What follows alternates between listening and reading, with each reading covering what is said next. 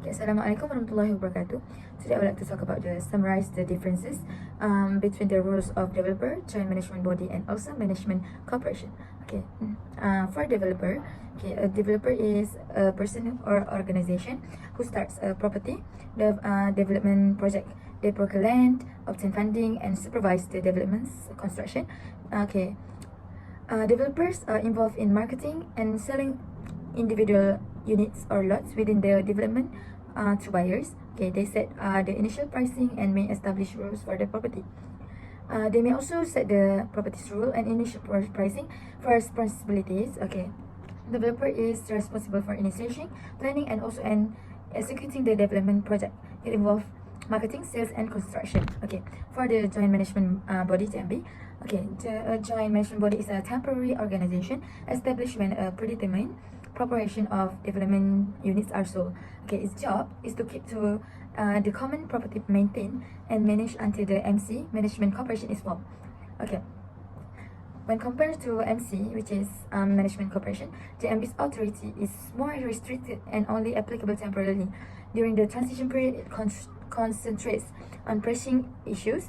Okay, JMB, they are also responsible for overseeing the property during the transition phase, concentrating on maintenance and daily tasks until the MC is formed. Okay, for the management corporation, MC is established after a predetermined proportion of the units in a development are sold. Okay, it is the legal body in the charge of overseeing the entire property, particularly the share space. Okay, after the MD steps down, MC assumes control of the long-term upkeep and management of the common areas, which includes fee collection, financial management, and also law enforcement. Okay, MC is legally able to enforce bylaws and make a decision on behalf of property owners. Okay, usually elected official chosen from among the property owners running.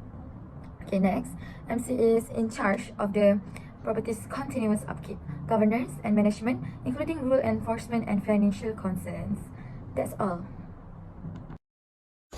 So for my question is discuss and summarize the legislation and law that related to real estate in Malaysia. So the first one is the National Land Code 1965, which is the National Land Code 1965 in Malaysia established the legal framework for land ownership and transaction, outlining rules related to titles, transfer, and land use planning. So for the second one is the Housing Development Control and Licensing Act 1966, aim to safeguard the right of property buyers by regulating housing developer, ensuring proper planning, and providing mechanism for dispute resolution. So for the third one is the Strata Title Act, Act 318, facilitate the division of building into individual unit, each with its own title, commonly used for condominium or apartment complex. And then this allow for separate ownership of unit within a shared property. So for the fourth, the Strata Management Act 2013 focus on the governance and maintenance of strata title properties, addressing issues such as common property management, financial responsibilities, and dispute resolution among property owner. And then for the last one, the Stamp Act 1949 imposes stamp duty on various legal documents, including property transaction and agreement, as a form of taxation on the legal recognition of this document. The property market in Malaysia is a dynamic sector that is subject to various factors, with economic performance playing an important role. First of all is economic growth. When the economic growth at a steady pace, it creates a conducive environment for real estate development and investment. Second is inflation.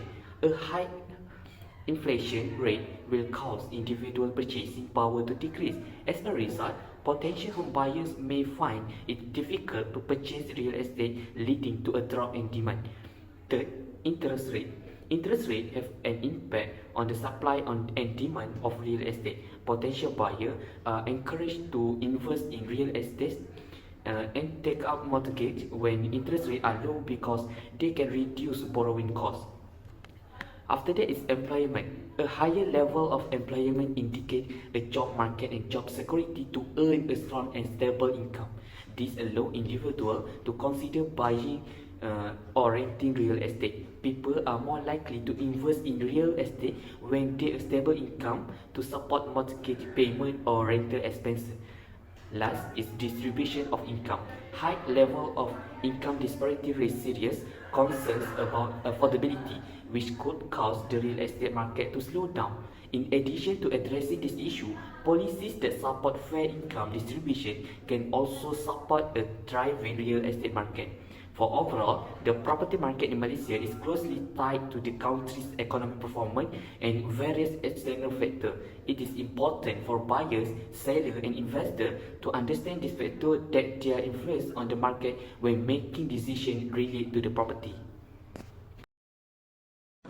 Today, I will talk about the economy has a significant impact on the housing market. Here are some ways which the economy affect the housing market. Firstly, employment and income. The economy performance play a key role in determining employment level and income growth. When the economy is strong and job opportunities are plentiful, people have more income to spend on housing. Secondly, our interest rate. The state of economic influence is interest rate set by central bank. Lower interest make a mortgage and loans more affordable, which increase the demand for housing. Thirdly, supply and demand. Economic condition impact the supply and demand dynamics of a housing market. A growing economy with an increasing population may create a higher demand for housing, leading to a property price. Next, consumer confidence. The overall economic outlook affect consumer confidence, which influence the housing market. People are optimistic about the economy. They are likely more make a significant financial decisions such as buying a home. Lastly, government policies. Academic condition of the shape government policies related to housing. Government may implement measures such as subsidies to stimulate the housing market during an economic slowdown. Additionally, academic policies include regulation on housing development can impact availability and affordability of housing. In the nutshell, it's important that the relationship between economic and housing market can be complex and multifaceted. First, factor like local market conditions, regulatory difference, and internal influence can contribute the housing market. Thank you. The question that I got is discuss the contribution factor that affect on successfulness of implementing the development process for housing development. So there is 4 points that I got. First one is planning effort. The second one is project management capability. The third one is technical uncertainty. And the last one is political and legal landscape. For the planning effort, there's 2 mechanisms, and the first one is development plan system, and the second one is planning control system. The development plan system is a set of guidelines that dictate how land should be used and developed, while planning control system, a set of regulation and policies that determine how new housing development should be built and designed. The second one is project management capability. It is important because in order to create a long-term value, sustainable development requires creating a balance between economic, social, and environmental factors. Therefore, project manager should manage resources and ensure that the resources are used efficiently and effectively. The third one is technical uncertainty. Well, because anything that unexpected can happen, such as change in building guidelines and laws, development of new methods and technology, and lastly, unexpected problem with the environment. So, housing developers can control the risk by establishing clear schedules and goals. And the last one is the political and legal landscape. I will give you one example, such as zoning regulation. Zoning regulation, for instance, may specify what kind of housing, residential or commercial, may be constructed in certain areas. This may have an impact on the cost and accessibility of housing in area in particular. That's all from me. Thank you. I would like to explain why is it best to invest on properties in Malaysia. As for me, it is a good investment because it, firstly, ensures economic stability and property market trends. Economic stability significantly contributes to the appreciation of property values, while property market trends refer to the patterns and changes observed in the property market over a specific period. These trends can include fluctuations in property prices, demand and supply dynamic, and housing preference. Monitoring property market trends help individuals, investors, and policymakers make informed decisions about buying, selling, or investing in property. This is particularly evident in Malaysia, where property values are consistently on the rise. Secondly, properties in Malaysia are the best to invest in due to their location. The location of property, which includes good infrastructure, plays a crucial role in high demand This is because people tend to seek home near essential public facilities like hospital, supermarket, and school. Thirdly, it is worth to own a property in Malaysia because of their future development. It is a large influence on existing property prices. For example, addition of mass transit connections such as LRT, MRT, and BRT close to their property location. Besides, property is often considered a solid hedge against inflation. As price rises, the value of properties tend to increase, providing a tangible asset that can potentially outpace inflation. Investors usually turn property as a way to diversify their portfolio and safeguard against the erosive effect of inflation. Last but not least, property investment has a low liquidity and high investment value. You can generate passive income by renting out the property. In addition, the appreciation causes the property value to be higher, which is profitable for investing. Okay, now we have reached our last part of our presentation. Now we go through to negative effect of property investment in Malaysia. First, the high rates of taxation in Malaysia are one of the country's major drawbacks for real estate investment. The rental income tax in the country is progressive up to 30%. The real property gains tax (RPGT) payable on any gains made on the sale of real estate is quite high at 30% if you have owned the property for a mere 3 years or less, whether you are a citizen or foreign national. Next, property prices are strongly influenced by factors beyond one's control, especially economic condition. A strong economy usually translates to strong demand for housing, which leads to higher property values. But when unemployment rises or economic growth falls sharply, many lose their jobs and are unable to pay mortgage on time or at all. Okay. Third, the property market works in cycles, much like the economy, and experiences periods of recovery, boom, and recession. Smart investors pay attention to the cycles in the property market. Those who purchase properties before the bubble burst or recessive periods begin have the most to lose. 4. New projects are attractive investment opportunities owing to developer rebates, defect liability periods, and government incentives such as the recently concluded home ownership campaign. However, buyers must contend with the risk or delay or abandonment when purchasing properties in the primary market. Okay, last, homes in Malaysia are prone to mold and mildew issues because of excessive exposure to moisture.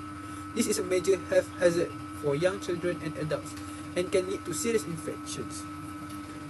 Hence, there is negative side of property investment, but we must not look at the bad side only. So do not think that property investment is unsafe for us. We must be smart and enrich our strategies and plan to get a best result. Okay, that's all from me. Okay, for the reflections, okay, firstly we learn about concept of home ownerships, okay, the difference between renting and owning. Okay, next, after that, we get to know about home buying, such as concept and categories of houses. Okay, in the third week of study, we also learning about how laws relating to home buying work.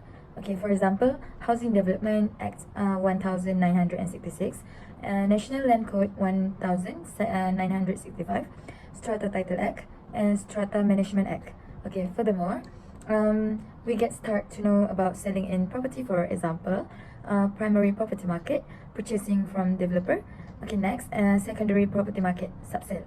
Okay, we also learn about how important about property development process and costs for purchasing a house, and also about how to manage a financing home purchase. Okay, lastly, I know that we need to have responsibilities of homeowner landed. Okay, for keeping our property safe for our goods. Okay,